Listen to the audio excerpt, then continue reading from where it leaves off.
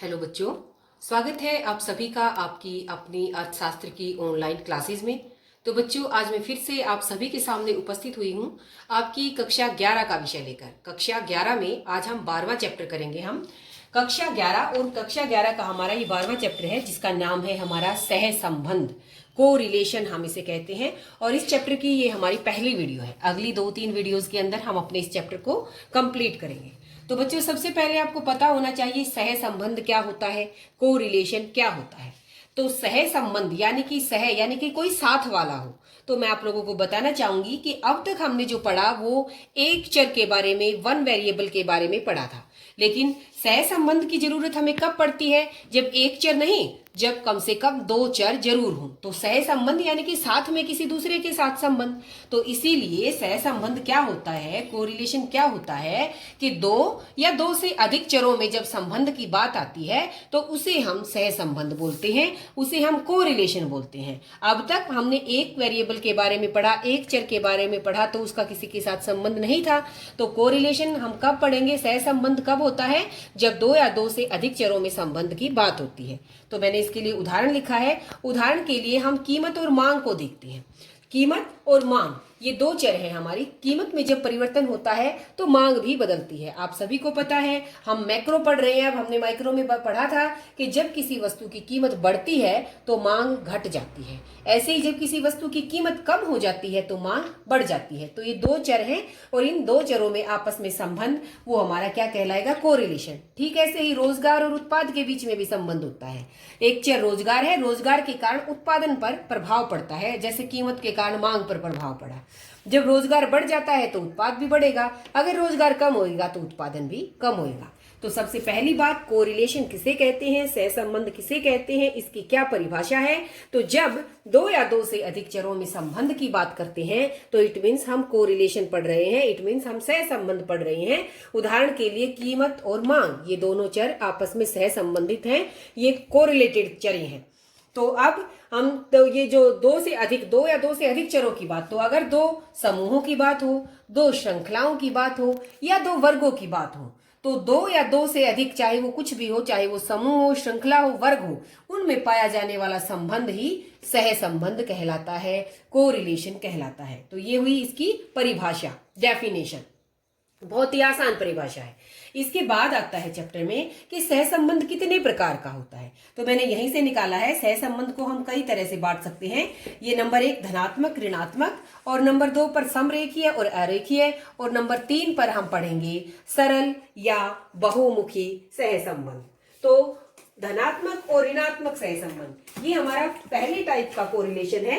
तो धनात्मक और ऋणात्मक के अंदर हम देखिए कैसे पढ़ते हैं।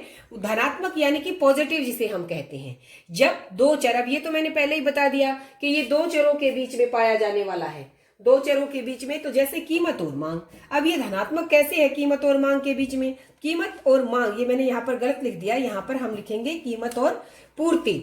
पूर्ति लिखेंगे हम यहाँ पर, क्योंकि कीमत और पूर्ति के बीच में धनात्मक होता है और कीमत और मांग के बीच में जो होता है वो ऋणात्मक होता है। अभी मैं आपको बताती हूँ, और वैसे आप लोगों को पता भी है इस बारे में। जब कीमतें बढ़ती हैं तो उत्पादक उसकी पूर्ति भी बढ़ाएगा, क्योंकि कीमतों के तो क्या हुआ, जब कीमत बढ़ गई तो पूर्ति भी क्या हो गई, बढ़ गई। अगर उलट करें कि कीमतें घट जाएं तो उत्पादक पूर्ति को भी घटाएगा। तो ये क्या हुआ, दोनों चरों के बीच में एक ही दिशा में परिवर्तन हो रहा है। तो इसे कहते हैं हम धनात्मक सहसंबंध। अगर कीमतें बढ़े तो पूर्ति भी बढ़े, अगर कीमतें घटे तो पूर्ति भी घटे। तो जब दोनों चरों में एक ही दिशा में परिवर्तन होता है तो उसे क्या कहते हैं, हम धनात्मक सहसंबंध कहते हैं। लेकिन अगर एक चर बढ़े और दूसरी चर घटे, यानी कि दोनों चरों में विपरीत दिशा में परिवर्तन हो, तो उसे क्या कहते हैं, हम ऋणात्मक सहसंबंध कहते हैं। जैसे जब कीमतें बढ़ती हैं, मैं अभी कीमत और मांग की बात कर रही हूं, जब कीमतें बढ़ती हैं तो मांग क्या होगी, घटेगी। तो दोनों के अंदर कैसा संबंध हुआ, विपरीत दिशा में। अगर हम उलट बात करें कि कीमत घट जाए तो मांग बढ़ जाएगी, तो दोनों के अंदर कैसा है, विपरीत दिशा में परिवर्तन हो रहा है दोनों चरों में। तो इस प्रकार के सहसंबंध को हम ऋणात्मक सहसंबंध कहेंगे। तो आपकी समझ में आ गया होगा। पहले टाइप का सहसंबंध धनात्मक और ऋणात्मक। अगर दोनों चरों में एक ही दिशा में परिवर्तन है तो धनात्मक, दोनों चरों के अंदर विपरीत दिशाओं में परिवर्तन हो रहा है तो वो नेगेटिव कोरिलेशन हमारा कहलाएगा।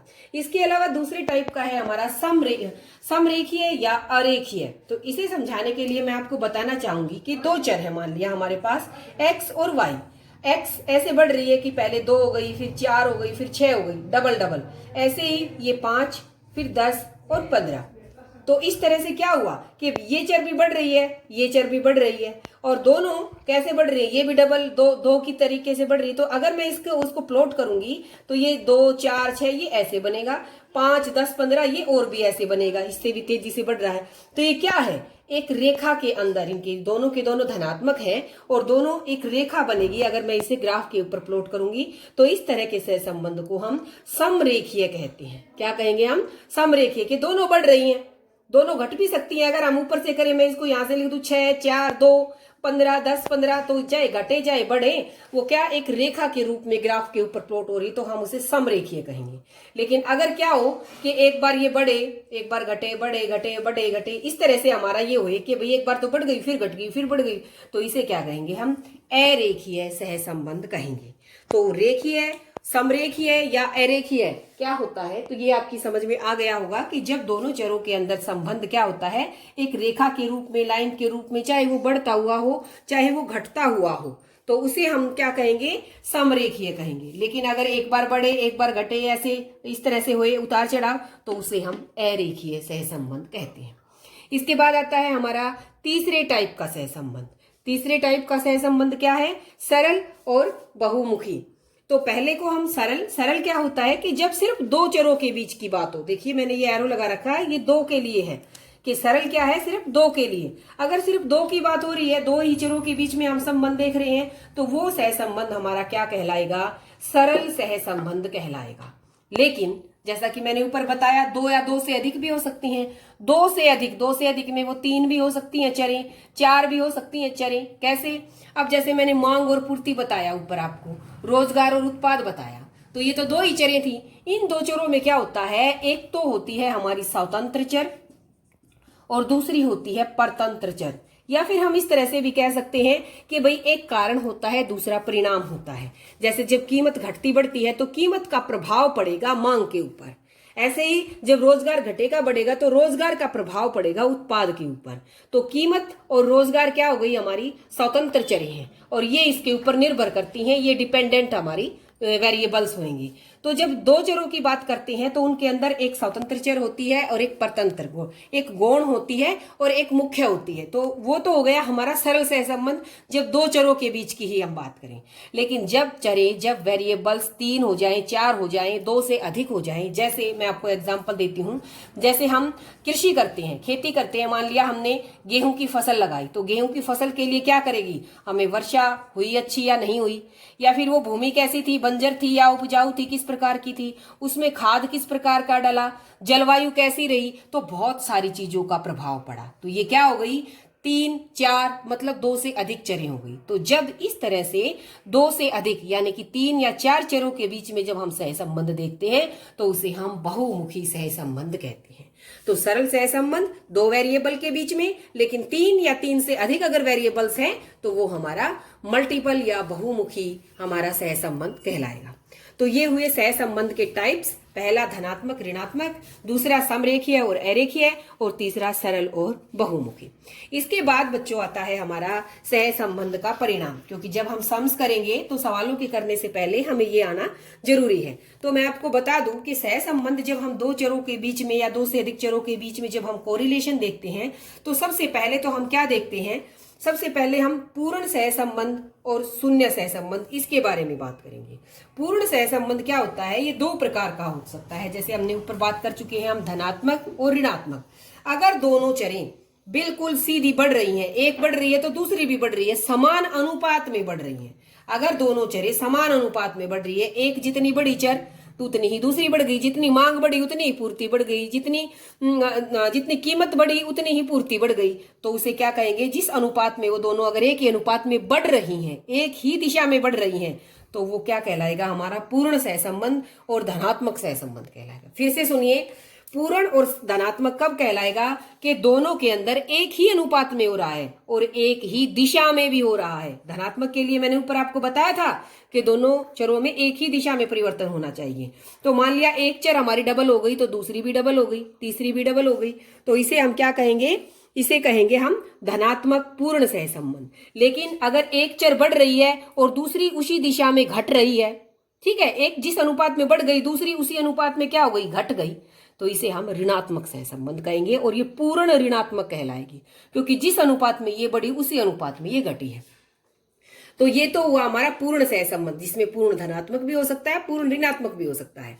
एक स्थिति होती है जिसे हम कहते हैं सहसंबंध की अनुपस्थिति, सहसंबंध होता ही नहीं, इसे हम शून्य भी कह सकते हैं। अगर दो चरों के बीच में किसी भी प्रकार का आपस में कोई संबंध नहीं है तो उसे कहेंगे हम सहसंबंध की उपस्थिति या शून्य सहसंबंध।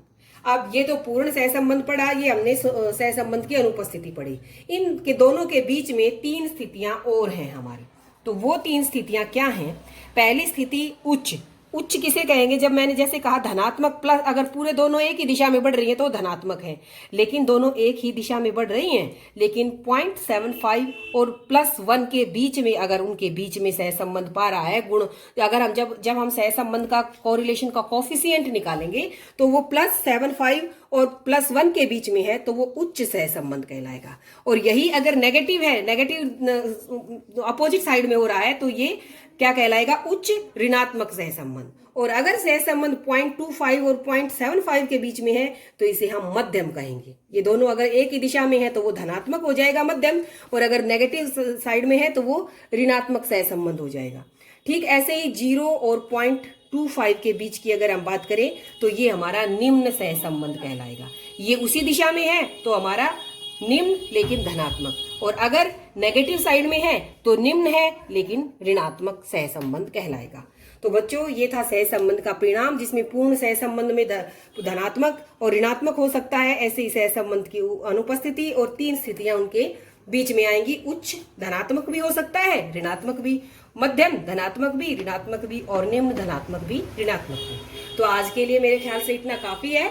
नेक्स्ट वीडियो के अंदर हम पढ़ेंगे कि कोरिलेशन को निकालने की विधियों के बारे में। तो मेनली इसकी टू विधियां हैं, एक कार्ल पियर्सन की और दूसरा हमारा रैंक मेथड। तो ये हम अपनी अगली वीडियो में करेंगे। आज के लिए इतना ही। आप सभी का वीडियो देखने के लिए बहुत बहुत धन्यवाद।